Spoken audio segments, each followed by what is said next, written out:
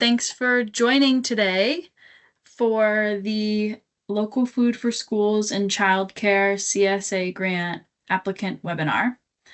My name is Gina Clitheroe. I am the Farmed Institution Program Manager, and the CSA grant, or the LFSCC CSA grant, is one of the grants that I manage in my role. And I'm here with my colleague, Lily. Hi all, Lily Bradburn, they, them pronouns. I'm a grants and contract specialist with the Agricultural Development Division. So I support both Gina with the Farm to School program and our Working Lands Enterprise Initiative. Great. Well, welcome everyone. We had around 50 people register and 20 people are here. But I think we could just dive right in. We've got a lot to cover and we want to have plenty of time for questions. So a little bit of background on this webinar software. So we are using Microsoft Teams webinar, which I'm still learning how it works clearly.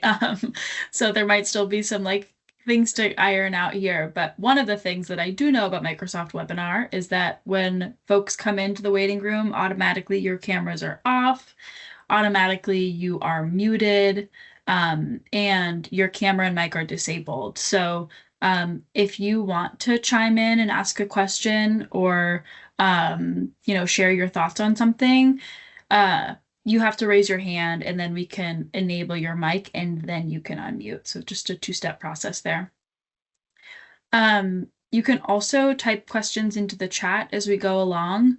I may or may not be kind of monitoring that, but we'll definitely get to everything during the Q&A. So if a question comes up for you, just drop it into the chat whenever you want to, and don't worry about disturbing the flow of the conversation. That's helpful for us to keep things together.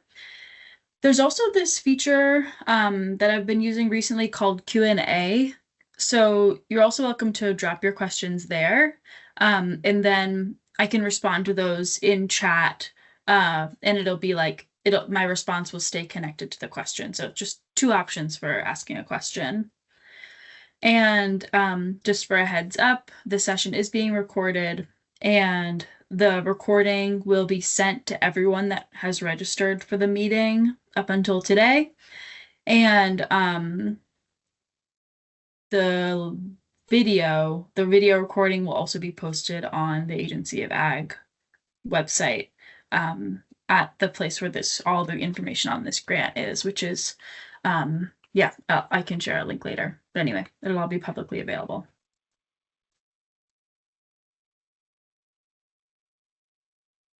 So our agenda is we'll do a little overview of this grant, talk about the purpose of these funds, and we'll dive into the details. We'll talk about eligibility, allowable costs, some of the key components of the application. We'll get into the required grant documentation, how applications will be reviewed, and key dates, including reporting and payment and all that.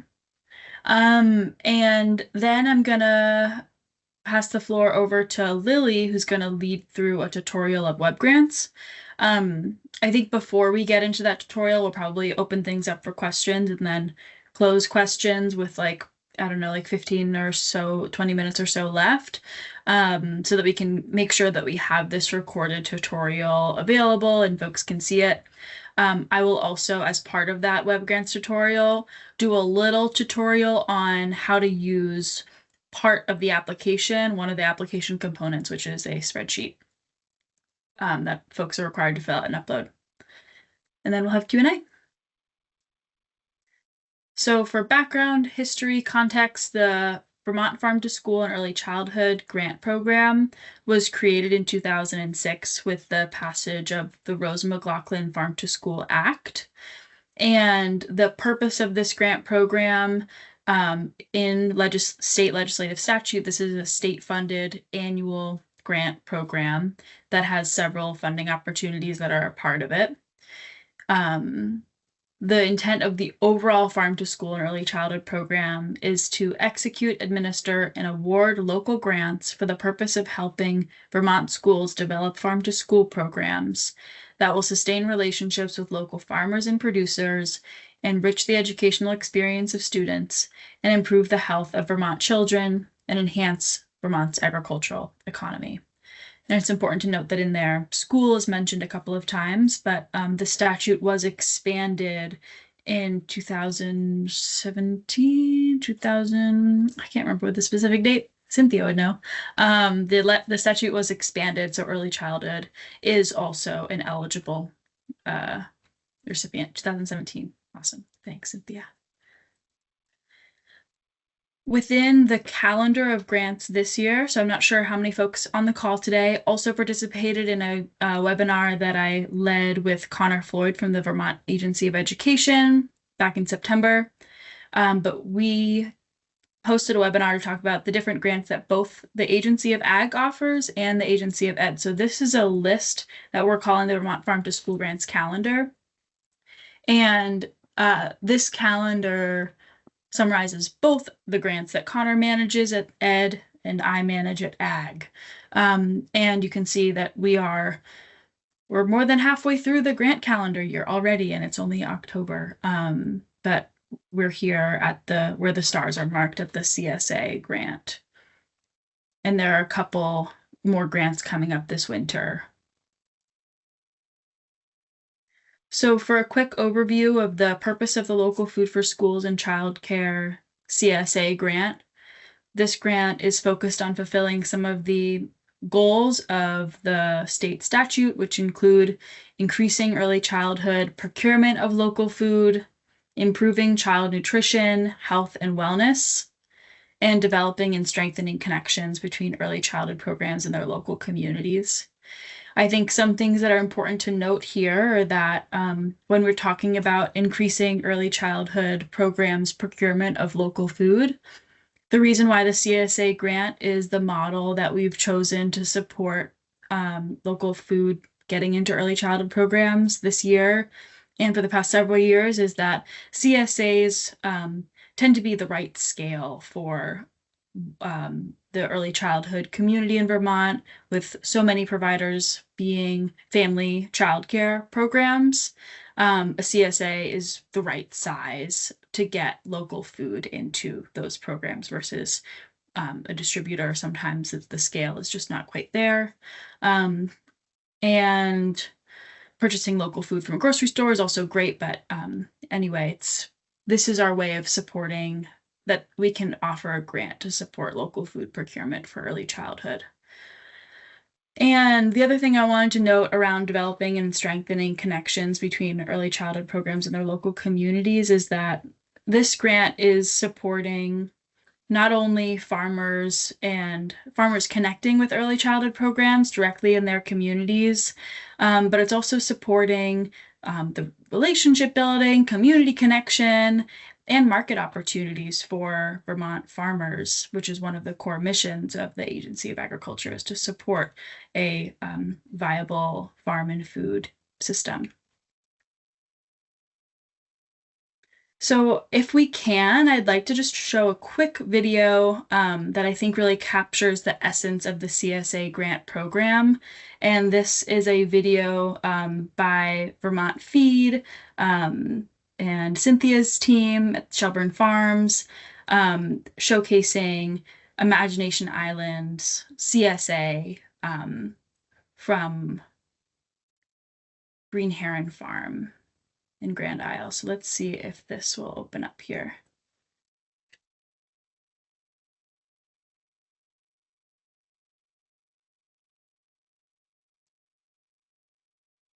Sorry for the scrolling. All right. Let me know if the audio is working. What are these? Oh, is that what you unloaded from the truck yesterday? It is. They're sweet potatoes. Turnips. Great job. We can have salad. We got some arugula. Oh, more sweet potatoes. Sweet potatoes. Eggs. A sweet potato. Oh, you're gonna hold it. And a sweet potato. Wow, we're gonna have a blast with sweet potato. You wanna try that one? All right, do you wanna try one, Maya? Turnips.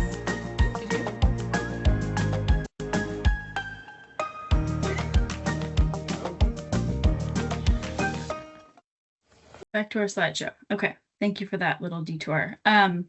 Yeah, I just thought that was like such a beautiful reflection of the joy and the learning that's available when we can get local food in the hands of our earliest learners. Yeah, and I just think like the importance of this program is about making local food accessible to everyone across the state. And that's why we're excited to be growing this grant program and hope to reach a lot more students and a lot more schools this year with this grant program. But I know that there have been many folks on the call right now. I'm recognizing a lot of names who have participated in the CSA grant program in the past. And so I'm excited that you're here, and I hope that you'll spread the word about the changes that have been happening that are coming to be in this next iteration of the CSA grant program. The changes for this year. So the key difference is that the budget is changing. So in past years, the most that we had ever awarded through the prior iteration of the CSA grant program, which was a mini grant program, the most we had ever awarded was $50,000, and that went to about 50 providers. So each provider was getting a grant of around $1,000 to purchase CSAs. This year, we're really trying to grow the impact of this program, and so we increased the budget substantially to $200,000. And how we're doing that is because the state of Vermont got a one-time legislative appropriation for local food for schools and childcare from the Vermont State Legislature as a result of the agency had been awarded a $1.2 million grant from USDA to offer local food for schools and childcare in 2025, and that grant was rescinded along with, a lot of other changes that were happening in federal funding this spring. And in response to that, the Vermont State Legislature decided to backfill for that funding by awarding $500,000 to the agency to do local food for schools and childcare. So $300,000 is going to K-12 and $200,000 is going to early childhood. And this is how we're going to move it through, is by this really expanded version of the CSA grant program. So the other big changes are around eligible applicants. So this year, nonprofit organizations are eligible to apply for this grant, and licensed after-school programs are no longer eligible for this grant. This grant is only for early childhood programs and nonprofit organizations. The other key change is that we are really strongly encouraging groups of early childhood programs, which are referred to as ECEs throughout these slides here. We're encouraging groups of early childhood programs to apply together rather than individually in order to maximize the impact of this grant funding. We also moved the timeline up substantially. Applications for the CSA grant used to open in February, close in March. This time, in order to get payment out the door sooner, we are opening applications in October and closing them in November. The new parts of the application process that are notable are that there are like 2 new application components that folks will be required to attach and submit as part of their application that weren't required before. And this is all part of this transition to encouraging the group application. We needed these additional documents to help us kind of connect the dots about where all the funding is going. So these new application components are letters of commitment from each early childhood program that's participating on a grant and partnering on a grant, and then a CSA budget supplement, which is an Excel-based workbook that every applicant will upload and the numbers need to match what's in web grants, what's in the supplement, what's in the letters, to help us kind of get a full picture as to where the funding is going. So here are the high level kind of like summary pieces of the grant. The purpose is to provide local food to children in early childhood education program settings through the purchase of community supported agriculture shares, or CSA shares. $200,000 is available to award, and there's no minimum or maximum award limit, nor is there any matching requirement. The project period is from March to April 2026 through December 31st, 2026. So these grants are specific to the 2026 growing season, and they are for purchasing summer and or fall CSA shares. Eligible applicants are center-based childcare and preschool programs and registered family childcare homes and nonprofit organizations located in Vermont. So the parameters of what defines a center-based childcare program and a registered family childcare home are that these need to be regulated by the state of Vermont, and they need to be licensed or registered, and we need to be able to find them in the Bright Futures Child Information System. Grant funding is made possible again by this one-time state appropriation for local food for schools and childcare, and the deadline is November 25th at midnight. Eligible projects for this grant focus on providing community-supported agriculture shares to local food to early childhood programs in Vermont. Eligible projects mean that each early childhood provider that will receive a CSA needs to be identified at the time of application. They need to specify which farm they will receive a CSA from, and include a letter of commitment from each ECE provider describing how that will work. All applicants are also required to demonstrate attempts at collaboration and coordination among early childhood providers. And that's reflective of this transition to the group application, which I'll talk about next slide. But look at these wonderful photos. These are from prior CSA and farm to school grantees of early childhood programs utilizing local food in their programming. So these are the two buckets of project types that we're looking at for this grant that we expect to see. So there's the individual early childhood provider that applies for a mini grant for just their own program. There's one early childhood provider in this application. The early childhood provider is also the lead applicant. And a typical CSA at Vermont farms, they usually go around $500 to $1,000. So that's about the size of a grant application that we'd expect to see. But of course, it could be different based on the program's needs. A letter of commitment would be required from that one early childhood provider.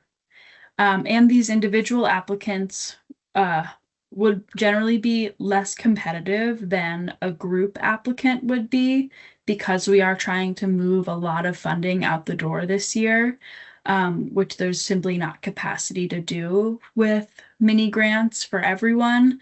And so that's why we're strongly encouraging people to apply as a group. But the option to apply individually does exist for those that try to collaborate, try to connect with a nonprofit, try to connect with other providers in your area, but are unable to convene or join a group. That's what this option to apply alone is for. The other bucket that we're really trying to emphasize this year is on this group of providers project type. So for this group, an early child provider or a nonprofit organization can be the lead applicant. There are at least 2 early childhood providers involved in the application as a partner. And the grant budget could be much larger to account for the number of CSAs. Letters of commitment are required for every single partnering early childhood program. And these applications, again, will be more competitive because we are trying to move a lot more funding out the door and reach a lot more programs this year than the mini grant program permits on its own. So the allowable costs for this grant, pretty simple. One thing, local food. And the local food needs to meet the criteria for local food, which is defined in Act 129 of 2020. And there are links to that throughout the request for applications. And that local food needs to be purchased directly from a farm or a farm or producer collaborative. The other allowable cost is an indirect cost, and indirect costs are allowed no greater than 15% of the grant request amount. Things that are not allowable is anything else, but these are some kind of examples of things that are not allowable. Food that's not considered local based on the local definition. Buying local food from another outlet, like buying from a grocery store or buying from a broadline distributor, that would not count as a CSA. And of course, any costs incurred outside of the grant period cannot be covered by grant funds. There are no matching requirements for this grant. There's no minimum or maximum award, although I suppose the maximum could be $200,000. And in total, there's $200,000 to award. These are the core application components. We tried to keep this application pretty simple, and that's why there's a lot of information in these attachments, which we'll get into. But you've got your standard application questions, and you'll see this similar kind of layout when we get into the application tutorial. Organization background, project overview. The project overview is where you'll note every single early childhood program that's partnering on the application and provide their letter of commitment. You have your project work plan, which can be pretty simple. And then the budget, which is a pretty simple budget grid, but you also need to upload the CSA budget supplement attachment to your application in order to give us full details about the budget. And then an Act 154 water quality compliance form is just a standard form that happens for all state of Vermont, or all Agency of Agriculture grants at least. And that's a pretty simple form. It's an attestation. You just have to read it as long as you agree that you're not violating water quality rules, sign it, and upload it right within WebGrants. So for the letters of commitment, since this is one of those new pieces, there are tools available to support people in completing this objective. So there is a letter of commitment template, which is a pretty simple, like, plug and play, obviously add your own spin on things whenever, and add details where it makes sense too. Like every CSA is going to look a little different. But this template kind of hits all the marks of the letter of commitment checklist, which is the other tool. Both of these, the commitment checklist is directly copied out of your request for applications, which is where all the details about this application live. And then a link to get both the checklist and the template is also available within that request for applications. So yeah, the basic details are like, what's the name of the program? What's their Bright Futures provider ID to show they're a regulated program by the state of Vermont? What's their address? What's their contact email? These letters need to be written and signed by the early childhood program that is going to work on the application with you. But the letter needs to show that the early childhood program has already identified the farm that they're going to get a CSA from. They have the farm's name, contact info. They've spoken with the farm and confirmed that there are shares available for them to purchase, confirmed the price of those shares, confirmed that they'll be able to pick them up based on the scheduling and timing of when CSA pickup is. And confirm that the provider also, the early childhood provider also has a plan for how to use that CSA food in their program. So these are available links for applicants to help them prepare. And I think the real utility of this is especially for those group applications.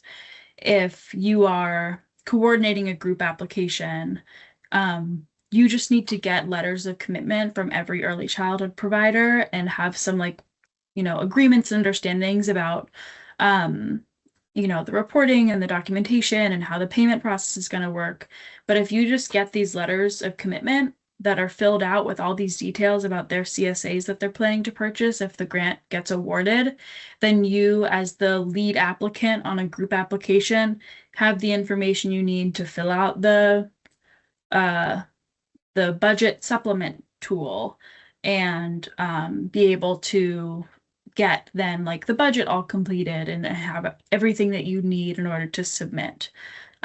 So that's the utility of the checklist and the letter of commitment template. The CSA budget supplement is something I'll try to, if we have time, I'll kind of play around with it and share my screen and show you how it works. But in short, there are some instructions within that sheet as well. But each provider that's going to partner on the grant needs to be represented in this workbook. They need to have their name, their location, whether they participate in CACFP. There are a few other kind of pieces there. And then they need to identify which farm that they will work with, what type of CSA they'll offer, what's the total cost of the CSA. And then the workbook has these other summary sheets that if you refresh the data from your main sheet, there's this example info in those sheets right now, and you just clear that out, write your own information about each provider that's going to be involved in your application. Those summary sheets you can refresh them, and then you'll get these updates, these updated data, which you can use to apply.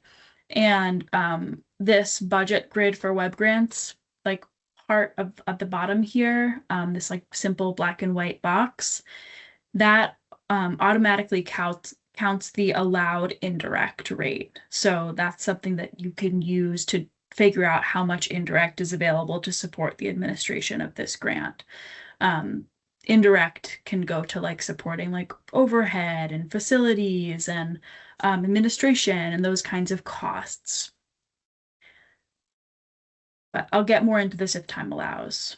If not, there's a lot of detailed instruction within that workbook.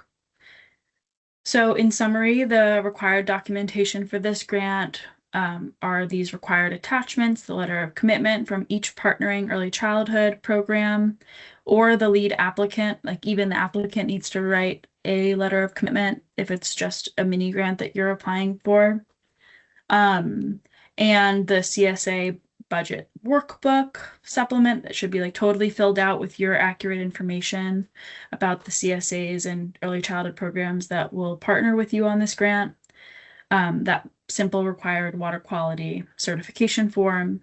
And then upon award notification, before we can actually sign a grant agreement, and this is where things can kind of get delayed, is as soon as we send you that award notification, we ask that you within a week send back your certificate of insurance and your W-9 for the fiscal agent or the lead applicant. This is required information for us to be able to write a grant agreement with your organization.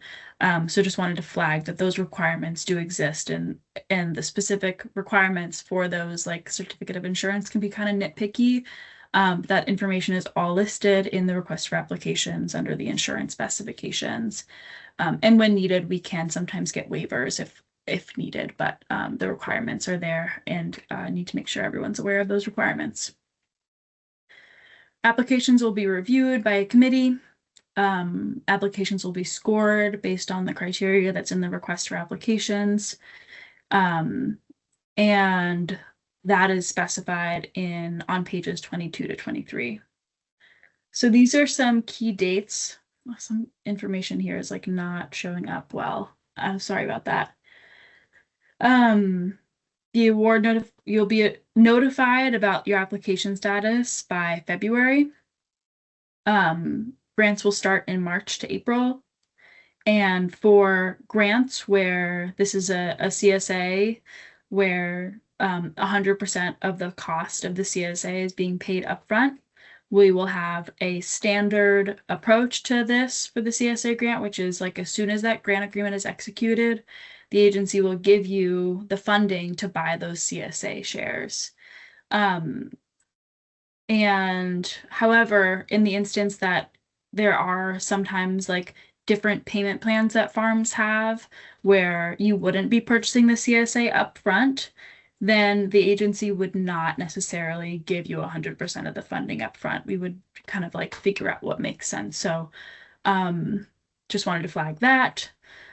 At the interim report stage, interim report is in June. So right after, presumably you like get notified that you get a grant, you get the grant agreement, you sign it, you get the money to buy the CSA in March or April. You buy the CSA in March or April. In June, this report is not going to ask you to be like done with the CSA at that point, but we do ask you that in June, this is a new requirement as well, that you send your receipt showing that you've made that purchase. So all receipts, all expense documentation should come in June before we're too far away from when those purchases were made. And then there will be a final report at the very end of the grant. And for credit style CSAs where sometimes there are certain farms that will make arrangements, like there have been a lot of early childhood providers that have utilized this approach of this credit style CSA where you purchase like a gift card from a farm stand at the beginning of the season, and then you spend down that balance over the course of the season. At the interim report stage for a credit style CSA, you need to show proof that you did purchase that gift card. But then at the final report stage, we'll need to see proof that that gift card was also final, like spent. So like a zero balance remaining on a receipt, for example. Because the grant ends December 31st, 2025, and that's when all projects need to be done, all funds need to be spent. And then 30 days after that grant end date is when the final report is due. But there's also other stuff that's in the final report that for some reason is really tiny on the screen here. But you'll also explain like, how did it go for you? Like, what were the impacts? Can you send us some photos? And yeah, how has this grant like supported child nutrition and supported your program? So how to apply. The application is accessible by clicking oh, you can't click the link. By going to agriculture.vermont.gov/farm to school. That's where all of the farm to school grants that the agency offers are listed, including this one. That's where you'll find the request for applications, which is this like really critical guide with, oh, thank you, Lily. Lily dropped it in the chat. That's where you go to get the request for applications, which has like all the details you need to learn about this opportunity before applying. There's also a link to go right into the application portal, which is Web Grants. Web Grants, there's also a application guide, which is like a helpful how-to guide about how to use the web grant system. And this webinar recording will be there too for your to be a resource to you. And then when you're ready to apply, go into web grants. We'll walk through what web grants looks like today and make sure that if you haven't applied for a grant from the Agency of Ag recently and used web grants, that you register for an account. So you need to like create a new user profile and it can take 1 to 2 business days for us to process a new user registration. So get that started as soon as possible, just to make sure that that's not an issue getting down to the deadline of this grant. The last slide that I have before we open it up for questions is when it comes to early childhood programs, I wanted to give this like, how do you get started with this new grant? This is a pilot year. So this is like what I would do if I was an early childhood program looking to apply for this grant, or if I was a nonprofit looking to apply to this grant. These are like my first steps that I would take. As an early childhood program, I would talk to other programs in my region about this grant opportunity. I would talk to the nonprofit support organizations that I work with, maybe your Early Childhood Professional Network, or VACE, or Building Bright Futures, the regional councils, CACFP sponsor organization that you work with if you operate CACFP. And there are probably others that I'm not aware of that are working closely with early childhood communities. Talk to these support organizations and ask if they would be willing to take the lead on a group application. If no organizations that you're connected to plan to apply, consider whether you have the capacity as an early childhood provider to serve as the lead applicant for several providers in your community. And if all else fails, if a nonprofit or another provider in your community is not willing to serve as a lead on a group application, and you are not willing to serve as a lead yourself, then apply for an individual mini grant only for your program and explain why those efforts to collaborate didn't work out. And that's totally okay. But we would like you to exhaust other options before applying individually to improve the likelihood that your grant will get funded. If I was a nonprofit, the first thing I would do would be to talk to other providers in my region about this grant and invite them to join in on an application that I was going to submit. I would also encourage nonprofits that are considering applying to think about if there are any parameters or processes that you need to have in place in order for you to feel comfortable applying for this grant. Consider if you need to be specific about which farms that providers can work with so that providers can decide if that is an agreement that they want to walk into applying on a group application. Or consider if you need any verbal or written agreements with the providers about how the whole payment process will work and how the reporting process will work and all of that. And then the next thing, once you have done those, would be to start collecting letters of commitment from early childhood programs that are interested in partnering with you on a grant application. Okay, that was a lot of talking. I do just want to briefly stop sharing my screen to open up for questions. And unfortunately, we probably only have time for a few. But maybe let's see if we can get 3 questions in, 3 or 4. Tina, there's a bunch in the chat. If we wanted to go through those, they feel like they span quite a range. Okay. I'm going to start at the top. Is this a good partner grant for those applying for the Farm to School and ECE grant? That's a good question, Julie. Well, those applying for the Farm to School and Early Childhood grant would have to be a school or an early childhood program. So if they were a school applicant, they wouldn't be eligible to apply to this. But if they're an early childhood program, they could apply for both. And just make sure that their application to the Farm to School and Early Childhood grant doesn't have a CSA cost, so that there's not an overlapping or duplication of funds, because that could be an issue. Will providers get approved for the same amount if they apply as an ECE group? It's up to the provider.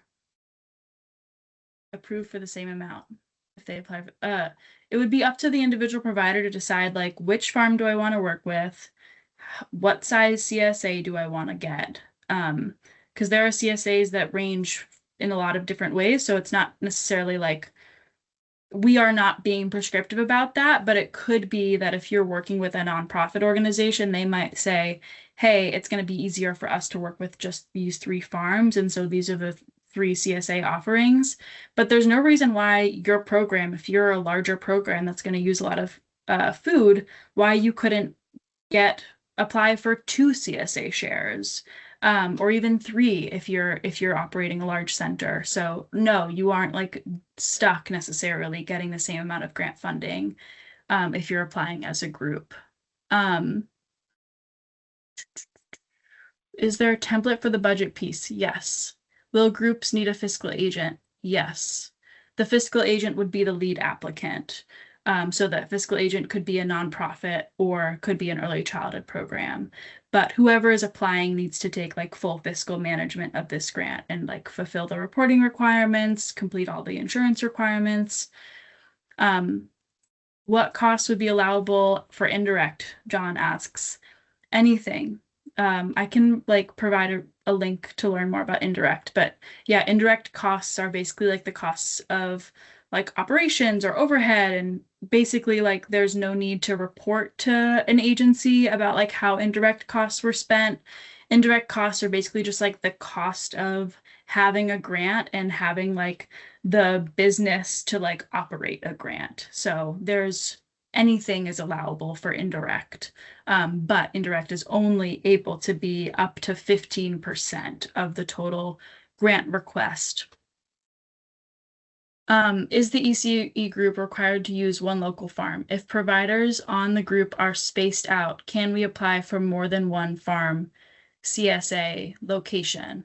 Yes. If you're applying as a group and you're self-organizing and you've got it like a willing partner who's going to lead the application, each provider could have their own farm that they're working with to get a CSA, and they just need to specify in that letter of commitment to say, this is the farm that I'm working with, this is their location, this is my location, I have a plan for how I'm going to get the CSA from them. And the lead applicant or organizer doesn't necessarily need to be involved in like moving the food. So yeah, it's up to the individual providers to coordinate like transportation and logistics. So the spacing doesn't really matter. But again, there could be whoever leads the group could decide it's going to make more fiscal like sense to me or be more efficient to like just work with 1 or 2 farms. And I will pay them directly for shares on behalf of the providers in my area. Or the leader could say, I'm going to pass through funds to the providers and they'll be responsible for purchasing their own shares. But then I need to make sure that I'm getting documentation back from them with the receipts and such so that I know that I can report to the agency. So it's up to like whatever the lead applicant is comfortable with there. But lead applicants can pass through funds directly to ECEs to purchase their own CSAs. Can CSA shares be right-sized for ECE program needs within a group application? For example, a family childcare home requests 1 share, but a center of 65 children requests 2 shares. Yes, absolutely. And I think that your question, Cynthia, gets at what somebody else asked too. It's like, it doesn't need to all be the same thing within a group application. You could have a wide variety of CSA costs and locations and types. So thank you for clarifying that. Lisa, can you use more than 1 farm if wanting to do local meat, dairy, and then 1 for produce? Someone else asked this question today in an email, and I've been thinking about it, and I think yes. But it's up to whether the lead applicant on your group is willing to coordinate all of that. But I think what I would recommend is that when you're filling out when the lead applicant is filling out the CSA budget supplement, that there is a separate line. So it's like the same provider ID, the same provider, CSA number 1. And the second line is like same provider ID, same info, but the farm information is different and the total CSA cost is different. The summary sheets that get developed on the other pages of the workbook will be able to summarize to, as long as those names are written exactly the same, it should be able to summarize like this is the total amount of funding going to this provider. So I think that's totally okay, Lisa, to have 2 CSAs for one provider, as long as the lead applicant is clear on that and is able to like figure out how to like get that in that template, so that we also get the farm locations, assuming they're different for each one. Did you say there's a template for the letter of commitment? Yes, there is. It's linked in the request for applications. Wow, so many questions still. If there is a local farm, I'm going to answer 2 more and then I'm going to switch it over to you, Lily. If there is a local farm that can provide meat and dairy but is not a part of a CSA, can the grant apply to that? For example, local farm stand down the road. Yep, as long as you talk to the farmer and are able to figure out like a gift card type situation, that's how other early childhood programs have created this like credit style CSA.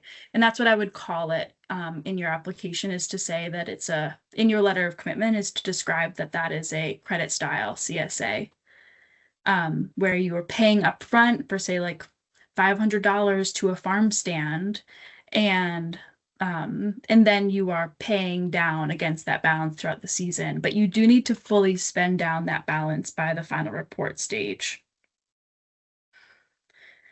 Okay. John put in the chat that Sheldon Methodist Church Food Shelf would be interested in acting as a lead applicant for early childhood in Franklin County. John, that is amazing news. Thank you for sharing that, and I would encourage folks to reach out to John Gorton from the Sheldon Food Shelf. Thank you, John. Any other? I guess I just want to maybe like, I'm kind of throwing a wrench in the plans a little bit, Lily, but I do think this is important. I'm wondering if folks can raise their hands or come off mute if you are a nonprofit organization who's considering applying and interested in applying and kind of like wants to put a call out to other providers in your area. You can actually just drop that in the chat. Oh, we got a hand up from John. Thanks, John. Hand up from John. I'm just going to name these names. John, Anna Hubbard, who's with Vital Communities, Tasha Ball, who is in Addison County, I believe, with Willowell. And I think I just saw another one in the chat. Acorn and Willowell together are going to collaborate for Addison County. Awesome. Lisa Duncan has a group of early childhood programs in Orleans County. Great. Thank you all. Okay, so it sounds like Franklin, maybe some potential or in Orleans, some folks in Addison starting to organize. So that's great. Yeah, so please spread the word if you know of other folks. Oh, in Vital Communities, Anna in the Upper Valley, down in Windsor County. So that's all great. And Cynthia just dropped a link in the chat to the NOFA CSA map. So that's where you could go to find a CSA that is close to you if you don't already have one in mind for this project. And Anna, I see your hand is still up. Did you have a question as well? Oh, let me enable. Oh no, you put it down. Okay. Okay. I think that was like the coordinating that I wanted to do in this space. Okay. Oh. Let's see, I'm just gonna scan the chat for other questions. How much is the indirect amount? 15%, Chelsea. I oversee 3 locations for one company. Each location has its own license. Does that count as a group? I think so. More than 2 counts as a group. But the more that you can add in, the better. So Joanne, if you're able to also expand and work with other early childhood programs in your area or connect with other nonprofits in your area, I would strongly encourage you to do that. But I think if you've got 2 licenses or more, that counts as a group and you can apply in the group path. But the more folks involved in your application, the more competitive it will be. So that is written in the request for applications. Fiscal agent pays the farms, not the providers, right? John says that could be the case, or you could. It could go either way. Fiscal agent could pay the farms, or the fiscal agent could pay the providers who pay the farms. It's kind of up to the fiscal agent / lead applicant. So I want to call them lead applicant because it's more than just a fiscal agent that you're taking responsibility for if you apply. You're also doing the reporting and you're also like overseeing the project. Yeah, you could, or you could pay the providers. Okay, this is a good question from Tasha about the CSA insurance requirements. If you work as a hub, we'll need to get all those auto policies from every other EC who is involved, or has this been waived somehow? Because the grant is going to go to the lead applicant, only the grantee is required to share, to provide proof of auto and like certificate of insurance and all of that. Yeah, and just the caveat too, to like tease that out a little bit. So if you were a nonprofit that is applying as sort of the lead applicant for a project for many ECEs, if you as a nonprofit will not be undergoing any travel as part of the project, so you will not be picking up CSAs as a nonprofit. All your partner ECE providers will be doing that. You don't need to show auto because you're just a lead applicant holding the responsibility of this project. However, if you are a group of ECEs and you are an ECE who's taking on the responsibility as the lead applicant and you yourself will also be picking up CSA shares, you would need to show your auto coverage. So that's kind of the distinction if you're going the route of a group project type, is that if you're undergoing travel as well as being the lead applicant, then you would need to show auto. But everyone else who is partnering with you as an ECE, that's sort of a pass-through situation. You're taking on the responsibility and they are partnering with you. If you're doing an individual mini grant project type, you do need to show the auto. And then in all situations, certificate of insurance is required for whether it's an individual project type mini grant or a group lead applicant type. So whoever's holding the responsibility definitely has to show COI if awarded, but the auto is more relevant to like what's the actual work being undertaken by the lead applicant. Yeah, perfect. Thank you, Lily. That's really important. I see John has his hand up, and so John, I'm gonna unmute you in case you wanted to chime in or ask a question. Well, I actually can't unmute you. You have to unmute yourself. I just enabled your mic.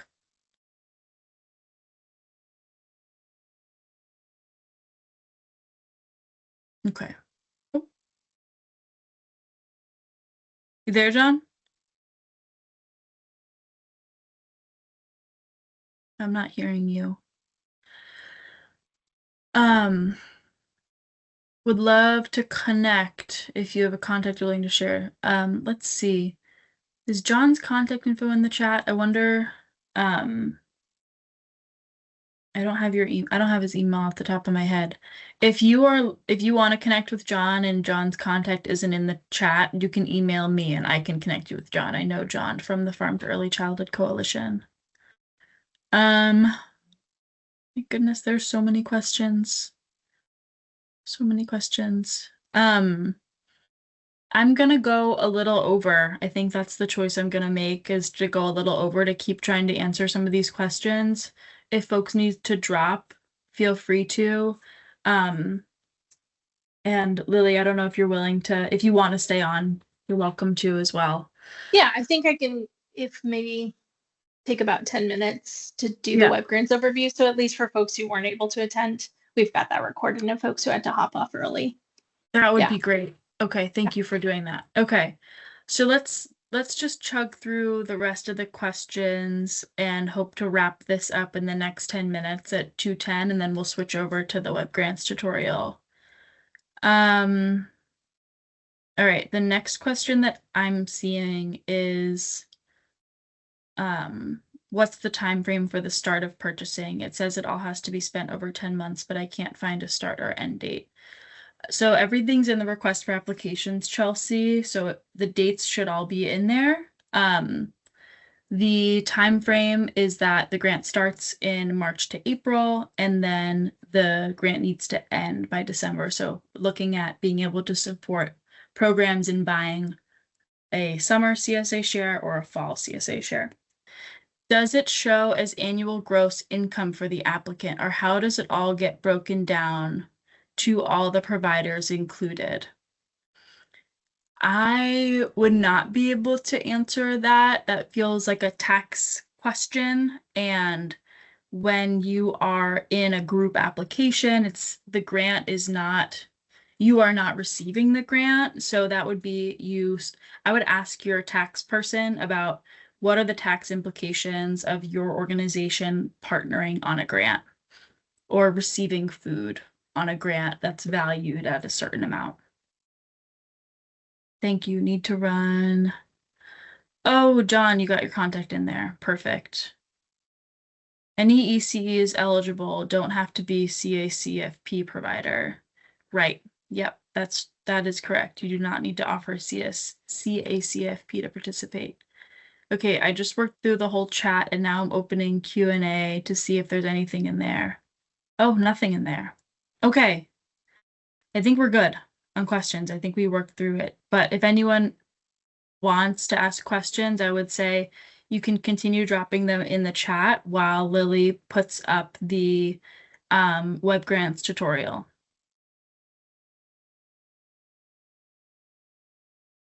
Great. Can you see that main page? Yes. Awesome. All right. So I'm going to go through for folks, and again, this will be recorded so you can use as reference later, just how to begin to access web grants, which is the web grant management system and application portal for this funding opportunity, and both getting registered and then accessing the application itself and just pointing out how to utilize that system. So the first thing I just want to point out is, again, this page that we've linked to, and it's available on the Agency of Ag website. And this is sort of this how to apply as your main starting point, where you want to reference the RFA and then also where the link to this webinar will be located, and then getting registered in web grants. So as Gina said, it's good to plan this ahead of time prior to the application deadline of getting acquainted with web grants. Folks have utilized filling out the application via a Word document and then uploading each piece, copying and pasting each piece, I should say, into the application. But it's a good practice just to get registered, because it'll take about 2 days, and then accessing the application in web grants, see how it functions. And then you're more than welcome to sort of work outside of that with whatever tool is preferential, and then make sure to put that into the portal itself. I'll also put into the chat this link as well. This is just a how-to for registering in the web grant system. Again, if you're more of a guide learner, this is a helpful way to just go through and see screenshots. And essentially, when you go to the registration page, which if you this is the main login page, you'll see here there's this yellow button here, click here to register. And this will bring you to this page. As a good overview with web grants, anything that's red and has the asterisks next to it is required. And so you'll want to make sure you fill out all this information. So it'll ask for your personal contact information and organization information. And again, sort of as has been reiterated, you want to make sure you're filling this out, keeping in mind who is like the lead applicant organization. So that's really who's going to be registering in web grants and putting in all the information for the application. I can talk a little bit more later about how you can also add other individuals who will help be able to complete the application as well if you're a group of folks coming together.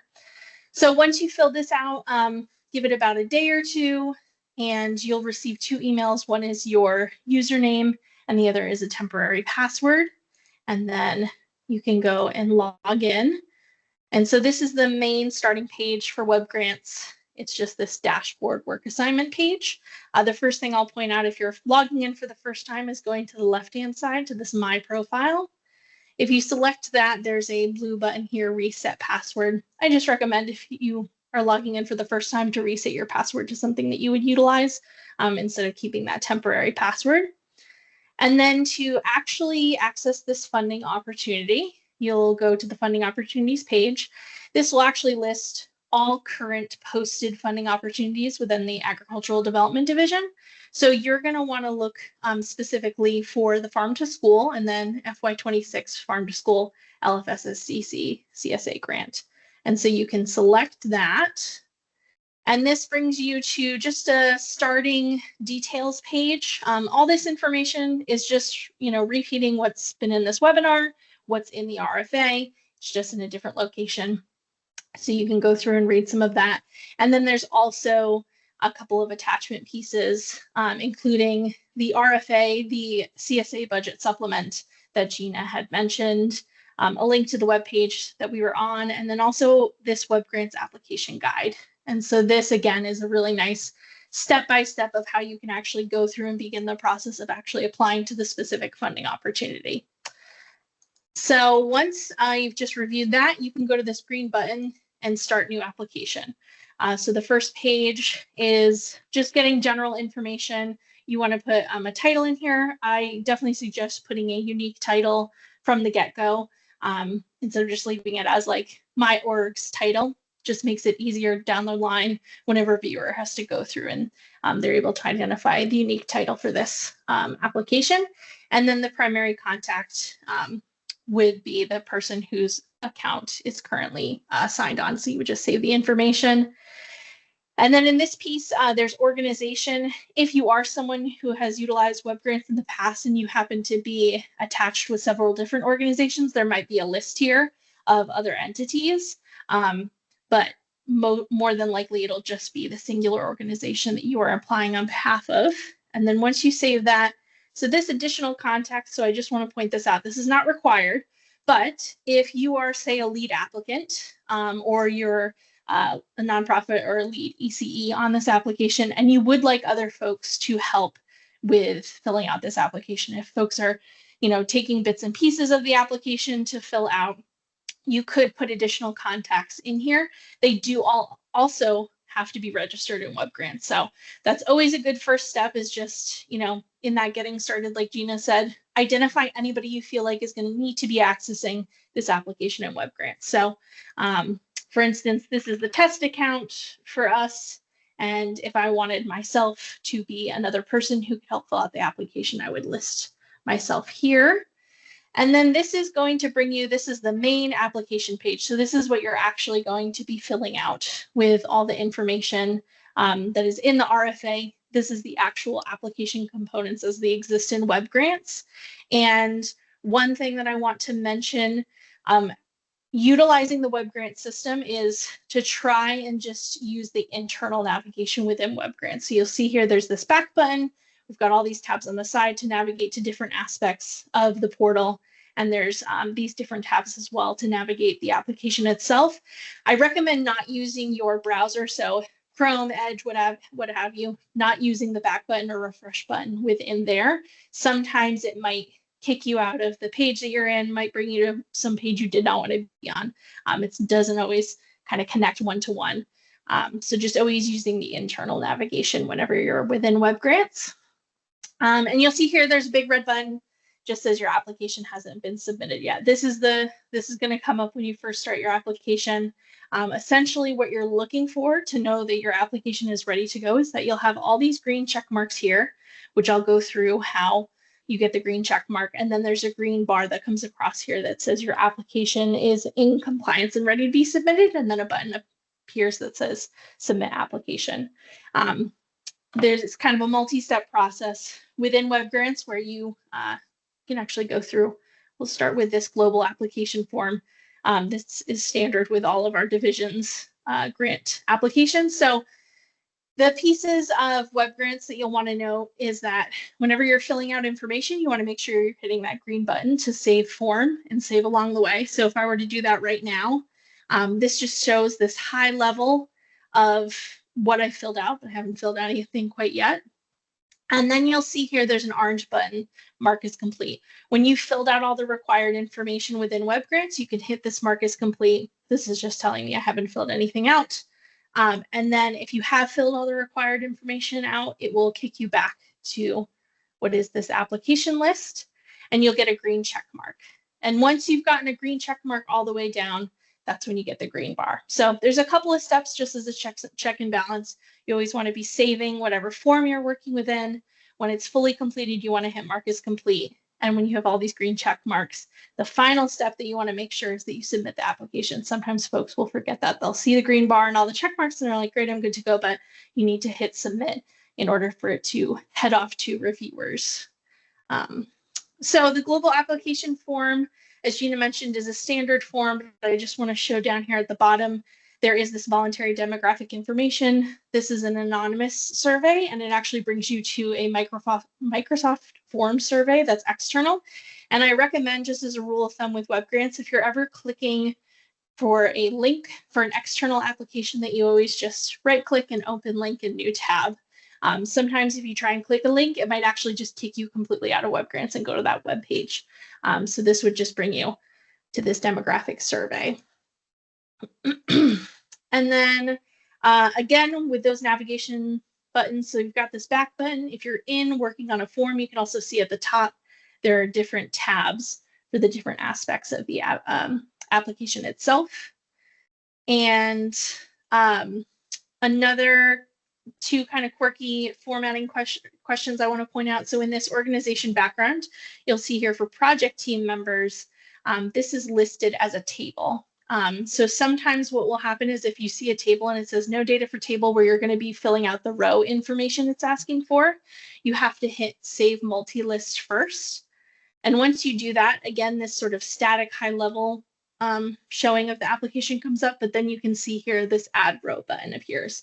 And this is detailed for every part of the application where there is a table you need to fill out. Those instructions are here. So then you could actually go in and you could just do something like filling in the rows and then, oh, it's going to be mad at me. Save row. And then it'll show up here as a row in this table. And then if you filled out a bunch of information and you actually just want to edit it all at once, you can hit edit all rows. And this will allow you to make all those changes at once. And sometimes just always check if you need to scroll over, because sometimes the screen will get a little bit bigger than is needed. And then for some of those tables, so in this, let's see, it's this one. No, I'm going to do for the project work plan. There we go. This is there. So some of the tables actually will have a requirement of how many rows to have in there. So include at least 3 key project activities in this. So if you were to try and put in just one row and save it and mark it as complete, it would ask you for more. And then actually, Gina, do you want me to stop and go? What do you think? Yeah, Did you want to just show? scroll down, stay Yeah. in this budget form actually, and just scroll down. Great. So I described that there is this extra Excel workbook that you also need to complete, and you can get a link to access the blank version of that workbook right here in the grant application itself. Or you can access that from within the request for applications. But I just wanted to show that the link is there if you like lose track of it. That is a required piece of the application, is that you will complete this. And then if you press edit form actually here, Lily, then they can see where the where you'll upload it. So you'll actually upload the CSA budget supplement right here within your budget form after you've copied over key information that summarizes the budget, like how much are you claiming for indirect, what's the total cost of all the CSAs that you are purchasing? Are there any matching funds? Like matching funds are not required, but if you are going to put your own money towards something, then we want to know about that. So yeah, I think that's all for the web grants tutorial. And now I'm going to show you the part of the web grants tutorial, which is a quick screen share of the CSA budget supplement document. So let me share my screen.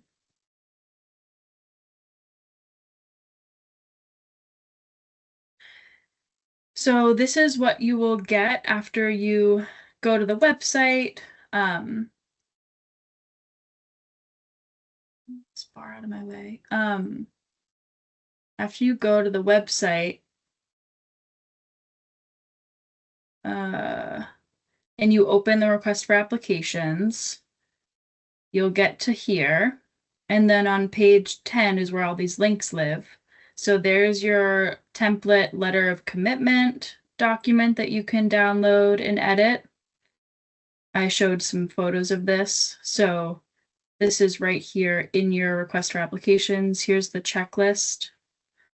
And then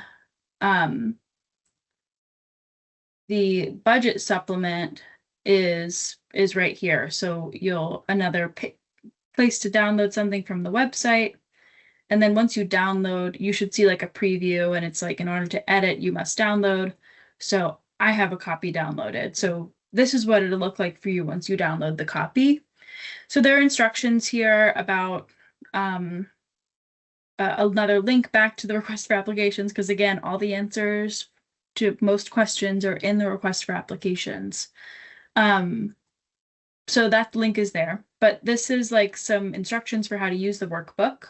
So the first step is to explore the workbook, get familiar with the different sheets, which are these tabs here at the bottom of the screen. And notice how the two budget summary sheets automatically fill in information from the CSA and provider info sheet. So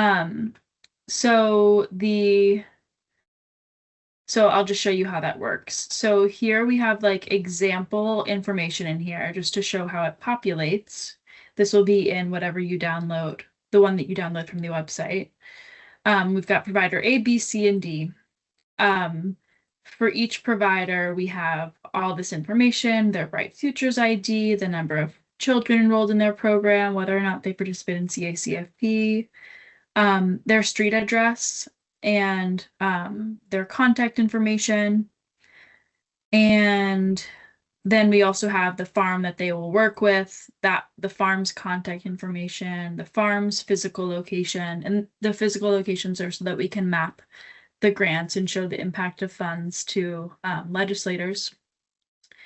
They'll enter like which type of CSA they're going to use, and the total cost of the CSA, or like if it's multiple shares, it would be the total cost would be multiple shares added together. Yeah, some other like drop down cells in here is like selecting which type of program. Is it a center-based preschool, or is it a registered family child care home?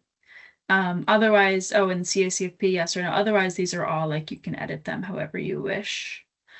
So once you get that information in this sheet, these other sheets are powered by something called pivot tables. And the pivot tables will summarize the information that you put in the CSA and provider info sheet. And so, for example, say you're filling this out, and this is what you're required to fill out, is this CSA provider info sheet. Say I'm going to change something about this. So I'm going to make this one grant from example farm be $2,000 instead of $1,000.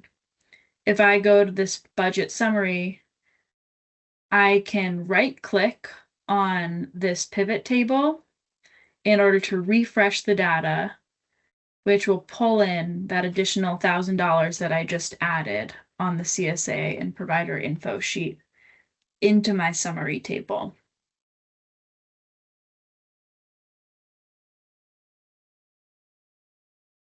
There it goes. And it also updated this budget grid for web grants.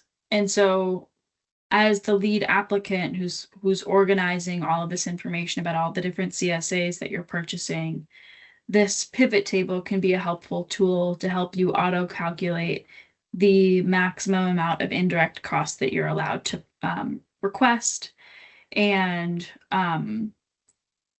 gives you like all the information that you then just need to copy and paste directly into Web Grants. There's also this other summary that summarizes by farm. So say, for example, some providers, in this example scenario, 2 providers are working with Farm C. This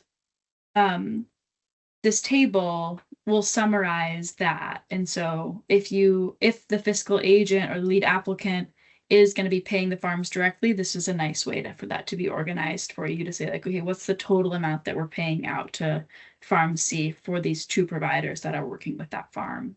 And again, the same Web Grants budget grid is here. So you might find utility in one or both of these sheets. But ultimately, we wanted to make it really easy to figure out how to match up the numbers between what you're writing in this detailed CSA and provider info sheet that you need to fill out, and then what you need to put into Web Grants. So that's how the sheet works. And one thing that I'll add is that my contact info is right here if you have any questions. And then if you scroll down, I also wrote in some like helpful instructions for filling out the CSA and provider info sheet. So hopefully all of the information that you need is going to come to you from the letter of commitment from the early childhood providers that you're partnering with.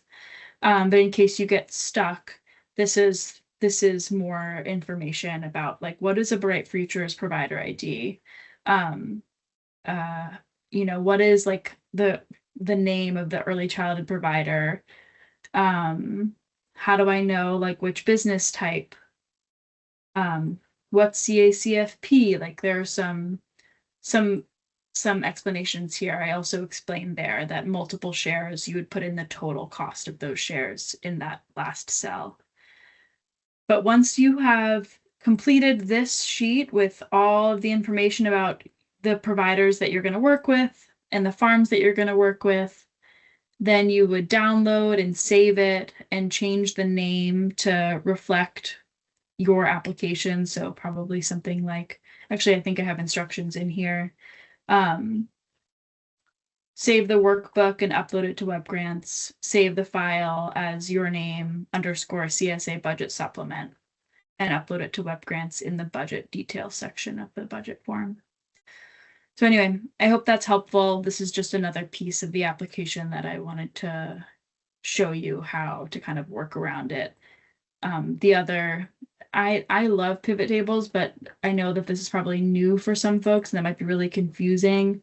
But basically, like anytime you change information here, it won't automatically change in these sheets until you refresh the data. So that's in the instructions, but as I showed you here, you refresh by right-clicking anywhere in the blue and white table to refresh, or you can go up to data and you can hit this refresh all.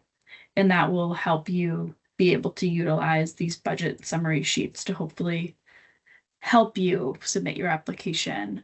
These are just meant to be tools. What's really required is that the CSA and provider info sheet is completed and that the workbook is uploaded. So I'm going to stop sharing my screen now. I know we're way over time and appreciate folks that have stuck with us and asked questions. And Cynthia Green has offered to be a sounding board. So thank you, Cynthia, for doing that. Would you want to come off mute and quickly introduce yourself as well, just in case folks aren't seeing the chat?